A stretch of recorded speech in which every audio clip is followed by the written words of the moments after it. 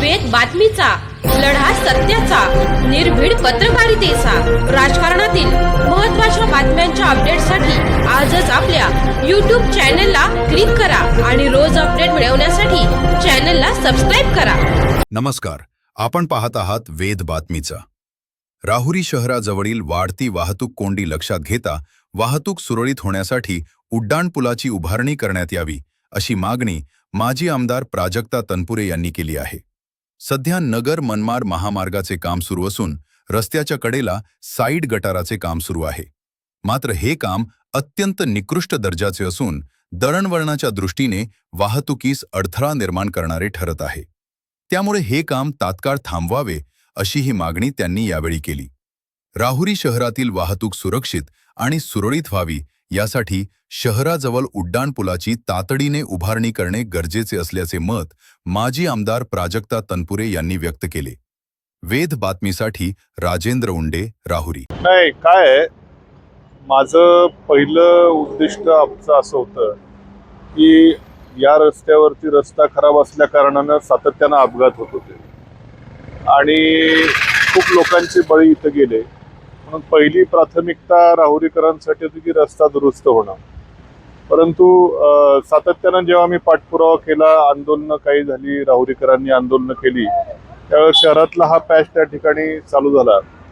पण चालू झाल्यावर आपण बघता की ही जे साईडला हे ड्रेनेज लाईनसाठी जे काय खोदलेलं आहे ते काम चालू आहे. बऱ्याचशा व्यापाऱ्यांची देखील तक्रार आहे की हे अडचणीचं ठरणार आहे भविष्यामध्ये.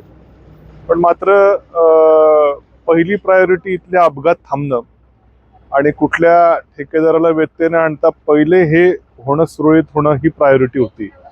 आता आम्ही काल बातमी ऐकली की राहत्यामध्ये या कामाला थांबवायला सांगितलेलं आहे. त्यामुळे जर राहत्यामध्ये थांबत असतील तर माझी विनंती माजी खासदार साहेबांना आज ते सत्तेमध्ये आहेत की इथं देखील राहुरी शहरवासियांच्या देखील व्यापाऱ्यांचं त्या ठिकाणी जे काय म्हणणं असेल त्यानुसार गोष्टी व्हायला पाहिजे.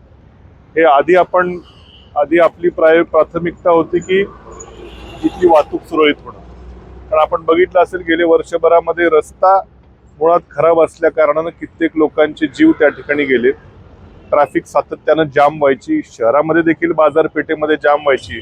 म्हणून पहिली प्रायोरिटी होती की रस्ता सुरळीत होणे.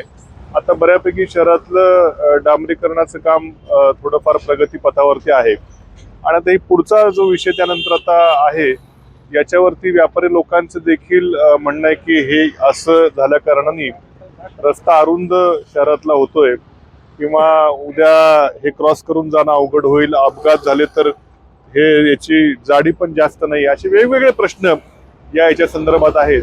आणि म्हणून व्यवस्थित चर्चा केल्याशिवाय हे काम देखील पुढचं करू नये.